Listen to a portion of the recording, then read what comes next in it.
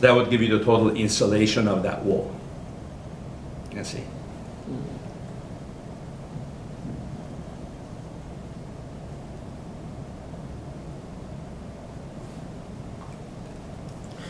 And that would be 12, 13, 4, 2. And then of course the units of that would be the feet squared hours, right? Feet squared hours Fahrenheit over BTU. Right? So 24.3 is my number. From there we can find out what? The heat that is flowing per unit time through that wall. So how do we do that? Then we use P is equal to K A delta T over delta X, P total. Right? But in my case, I calculated the R total. So what is R total? It's X total over K total. You see? So I actually calculated this divided by this. So if I bring this down to the denominator, right? A delta T over delta, well, I'm just going to write delta S as X over K, right? So P total is A total, delta T total, over X total, K total, right? So what I calculated, the R total is the X total, and then bring the K down here, you see? So that's going to be the 24.3.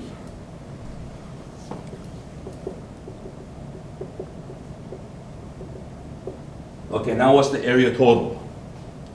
Of course, then the dimensions would have to be given, right? Let's say it's a 15-foot wall like this, and then let's say this is going to be, let's say, 50 feet.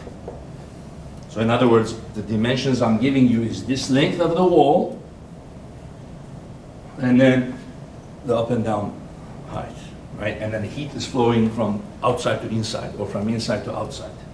See, I'm giving you these dimensions.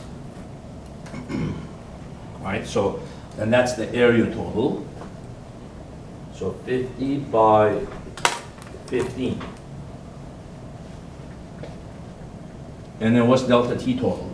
It's the total temperature difference between the outside and the inside, which is 90, 65, right? So that's going to be 90, 65, 25, right? 25 Fahrenheit. So when I do this, what's the units going to come out? How do the units work out? This is feet squared, right? This is Fahrenheit, and then what are the units of the R? This guy, right? The feet squared hour Fahrenheit over BTU. You see? So the area, the surface area of the wall cancels with this guy. Fahrenheit cancels Fahrenheit, and then P total is BTU per hour. That's how much energy per unit time is flowing. You see?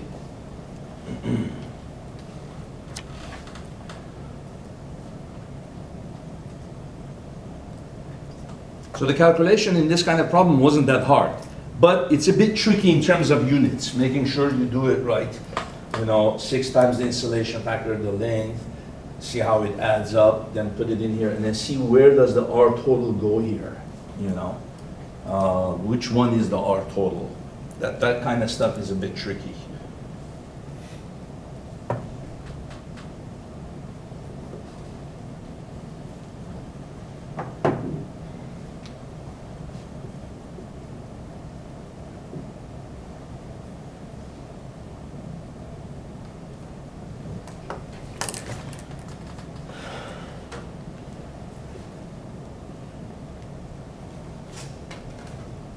That's what, BTU per hour. Okay? So as that heat is flowing, what's going to tend to happen? Your room temperature is going to have to go up, right? But let's say you don't want the room temperature to go up. So what do you need to do? Turn on the AC. Blow cool air here to keep it. Right? So in 1 hour, how much energy is your AC going to have to pump in there? The same amount of energy that is coming in. Right? That's how much energy, your cool energy in a sense, your AC has to give the room so that the outside heat coming in does not warm it up, right? So in 1 hour, AC has to supply 771.60 BTU to keep the room cool. So how much is that going to cost you? What's the cost of energy?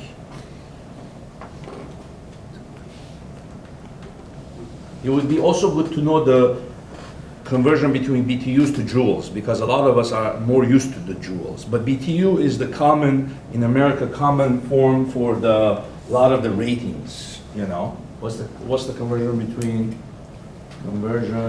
between BTU and joules? Okay. So 1 BTU is 1,055 joules. That's pretty easy to remember. How about BTU and kilowatt hours? Is kilowatt hour a unit of energy? Yeah, because it's a unit of power times time, right? And that's how the electrical company bills you, how many kilowatt hours you have spent. So the conversion between BTU is 3,412 kilowatt hours. Of course, if you know this, you could always derive this. You don't have to memorize this because you can go from joules to watts and then to hours easily, you know. So this one is not as necessary. As long as you remember this, this is derivable easily, okay?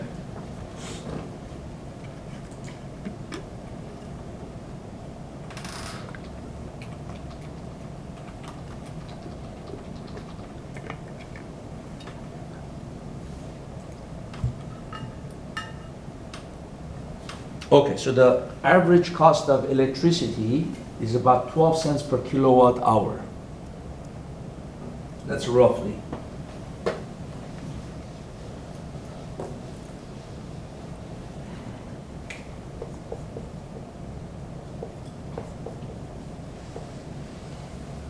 This is all the stuff that for you to be aware of as engineers and stuff like that, and as prudent spenders of energy, you know. When you're turning on that AC, it's just a matter of dollars.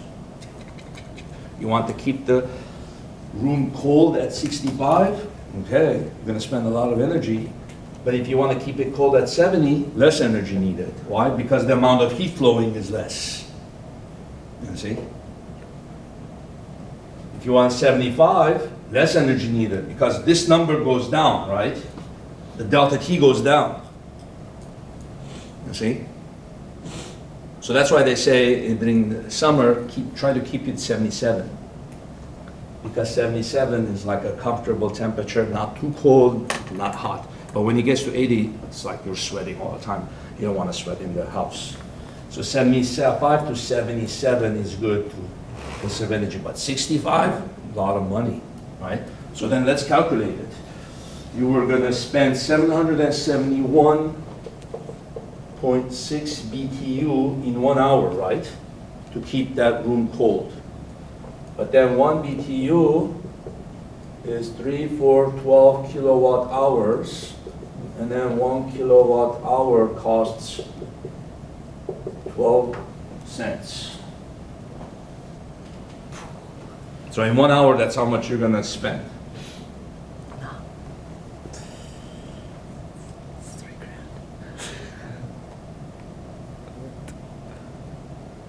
That's a lot, huh? Hold on.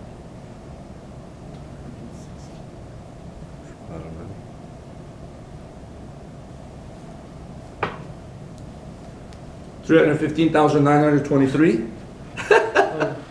Okay. No, that's even more. That's, wait a minute, that's unrealistic, huh?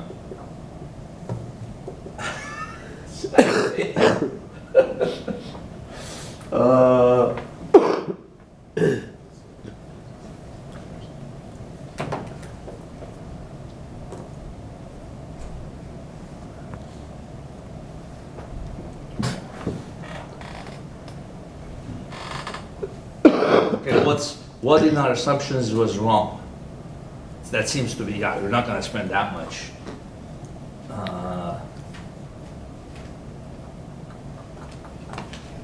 Do you think the area might have had something to do with it? Well, yeah, 50, but 50 is reasonable, 50 feet. It is. 15 feet, the area, delta T, 50 times 15, times 25.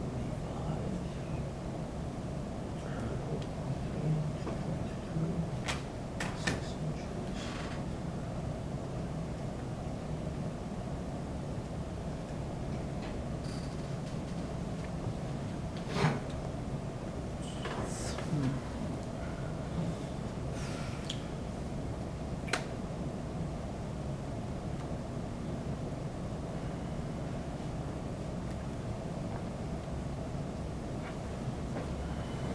Let me just take a look. What is that conversion, right? Conversion.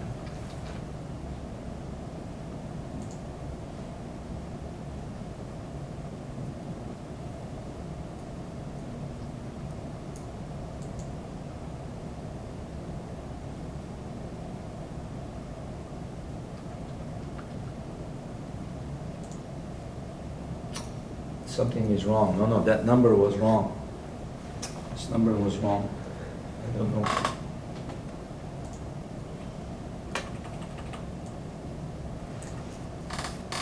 One kilowatt hour.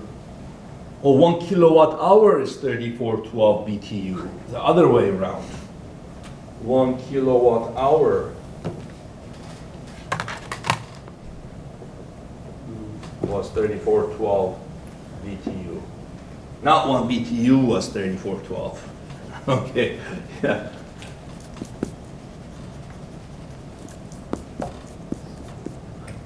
Now it's going to be the opposite, maybe too little. 3412 BTU is 1 kilowatt hour.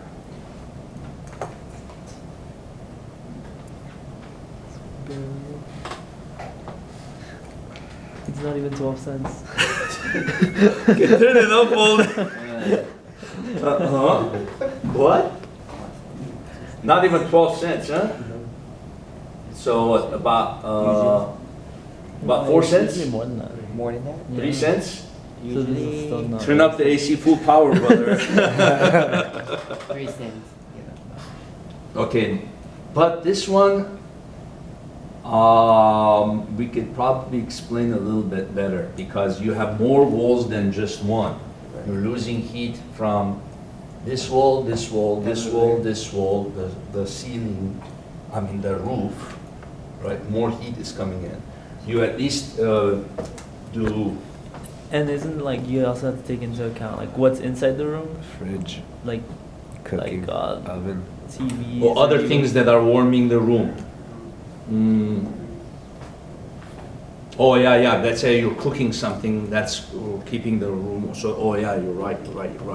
If you have the oven on, especially, that's warming the room. So it's not just the outside heat that's warming the room. How about body heat? Oh, how about electricity? You turn on the lights, that warms the room. Yeah, so that could easily be made more. Yeah. It's not as much as I thought, but of course that's just in an hour. So let's just say we multiply that by 8 walls or 10 walls. Let's just say you have 10 walls, so that's still not too much, 30 cents. But then what you're saying, all the other sources of heat that heat the room, you know. So those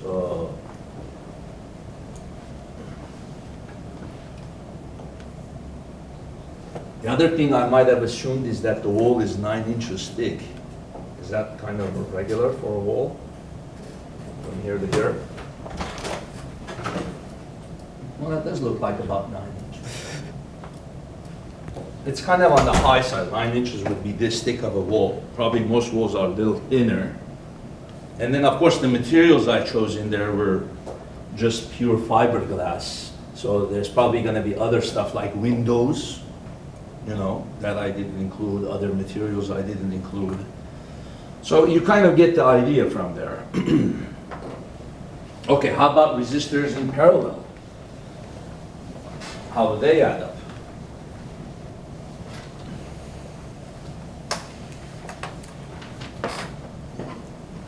So far we've got resistors in series. In series it adds up like this.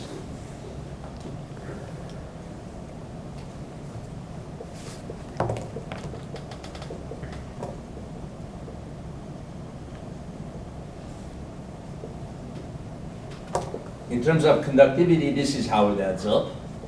And then in terms of insulation factor, this is how it adds up. Now if you put them in parallel, then you got, let's say part of the wall is K1 and K2. Okay, so now heat is flowing like this.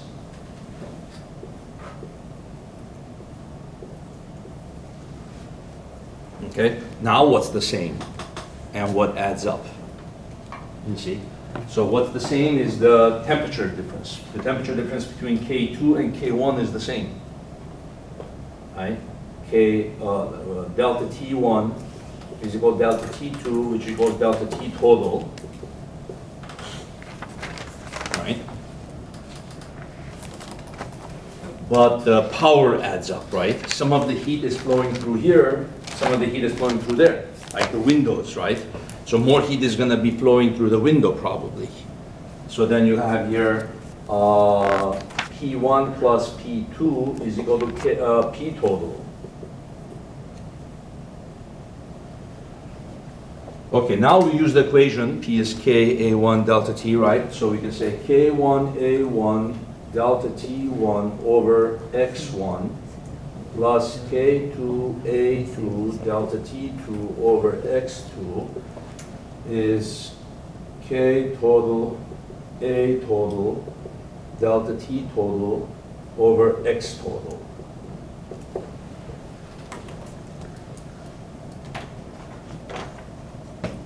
Then what is the same?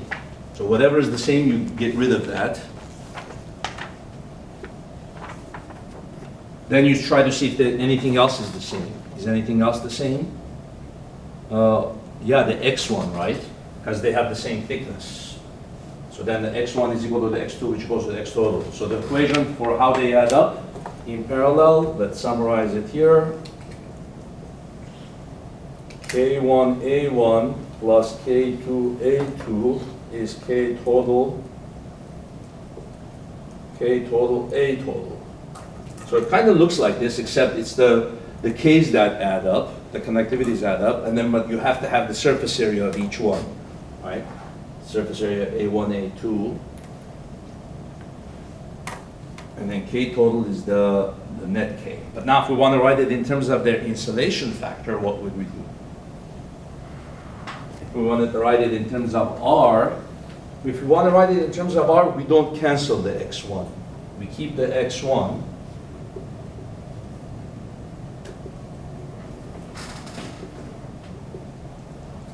Right, and then what we do, take the K1 in the bottom here, and that becomes R1 on the bottom, right? So it becomes A1 over R1 plus A2 over R2 is A total over R total. So it still doesn't become like this.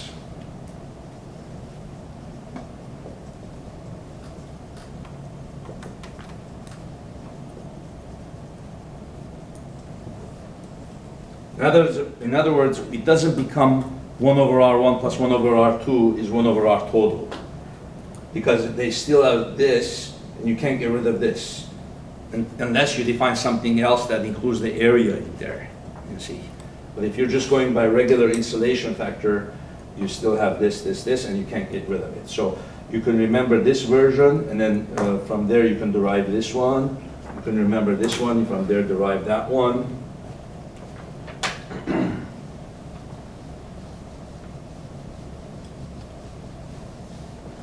Okay, now let's talk about how something heats and cools when the only way it's losing heat or gaining heat is through conduction. This is called Newton's law of cooling, and Newton was one of the first ones to discover this.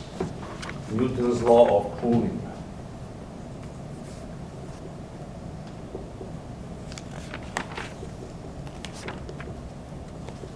Let's say we have a cup again.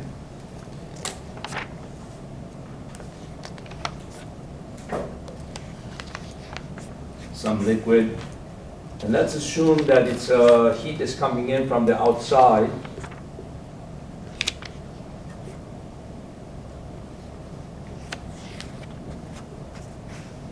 And the temperature of the cup is getting warmer, right? So let's say you have water here at 2 degrees Celsius water. And let's say the outside is 25 degrees Celsius.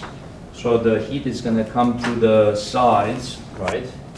And the water is going to warm up. So how is the water going to warm up? Because of the heat coming in, right? So you have here, how much heat is coming in? Ka, the difference of the temperatures, right?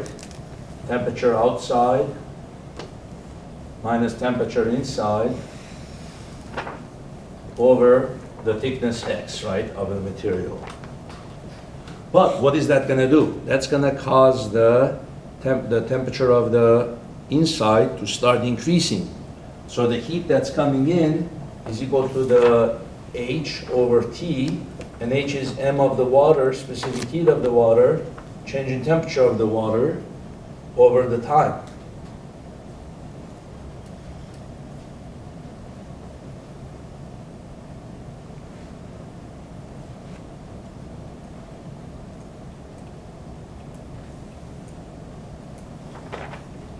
See what's happening? It's kind of like what we were doing with the radiation. Remember, we had a ball, we did a problem where we had a black ball, and it was losing heat due to radiation. And we said, well, how many seconds does it take for it to cool down to some temperature? And we did A, E, sigma, T to the fourth, T of the object to the fourth, minus T of the surrounding to the fourth. That's equal to what? Minus mass of the ball, specific heat of the ball, times change in temperature of the ball over dt. It becomes a derivative, remember? And then this one goes to the bottom, because as the ball is cooling, the temperature of the object cools down, it doesn't radiate as much heat, right? So why did we put the negative there for that one? Why did we put the negative? Huh? It cancels? No, because the object was what? The object's temperature was what? Decreasing? Yeah, it was I think the room was something like 25 Celsius and the object was like 90 Celsius or something. Right? So the object was radiating more heat than absorbing from the surrounding. So that means the radiation is going to cause it to cool down. So that's why, since it's losing heat, we put it here as a negative. You see? Now, if the object had been really cold, like 2 degrees Celsius, what would have happened? It would have absorbed more from its surrounding than radiated to surrounding. Then we would put a positive. So the negative is depending on which way the heat is flowing, right? Then after that, we put A, E, sigma, dt, M ball, C ball, dt over T O to the fourth minus T surrounding to the fourth. Then we integrate. Now we're going to have a similar thing here, right? An integral. But the only difference is this equation for the heat, this equation for the power that is conducting depends on the temperature, but not the temperature to the power fourth. You see? Here it depends on the temperature to the power fourth. Here it depends simply on the temperature to the first power, right? So then what ends up happening when you do this, you get Ka T outside minus T inside over X then MWCW, then I'm going to write this as a derivative, dt over dt, right? Then cross multiply, Ka dt over x is equal to MWCW dt over what? T object minus T inside, T outside minus T inside. From what? Integral. So then what's happening here? Which one is the thing that's changing the temperature? The inside of the cup is changing temperature, right? Until it reaches the temperature of the outside. You see? So it's going to be, that means we're integrating in terms of the inside temperature, right? The outside temperature is staying constant. So the limits of the integral are what? The initial temperature of the inside to the final temperature of the inside. And it becomes a natural log function. It's in other words, the temperature of an object increases or decreases as an ln, when the only way of losing heat is through conduction. It's an ln function, and that's what Newton discovered, Isaac Newton. It's a natural log function. So 0 to t, Ka over xt, ln of what? To minus t initial minus ln of To minus T final.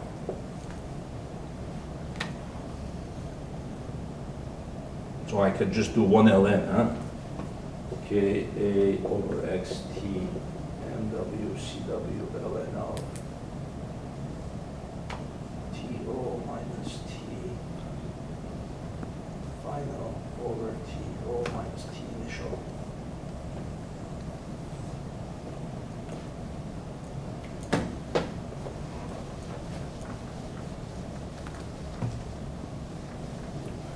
Okay, so if we apply that to that cup,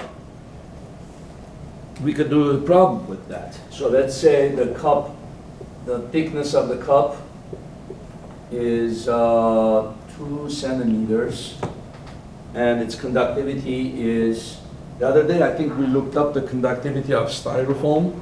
So let's say it's a styrofoam cup. Conductivity.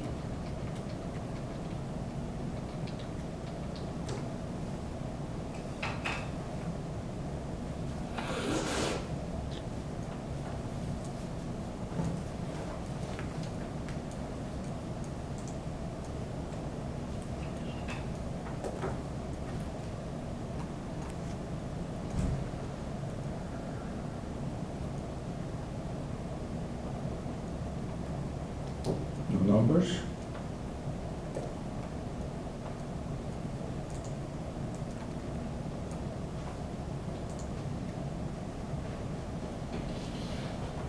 Oh, this one they're giving in terms of conductivity as measured BTU.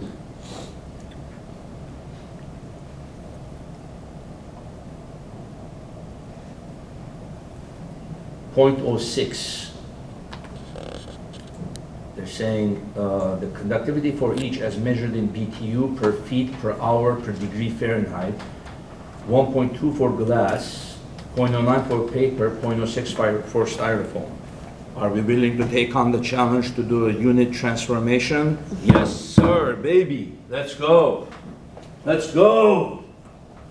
Right? It's like the challenge that Houston Rockets have to undertake to beat the Golden State Warriors. Let's go, baby. That's what we live for, right?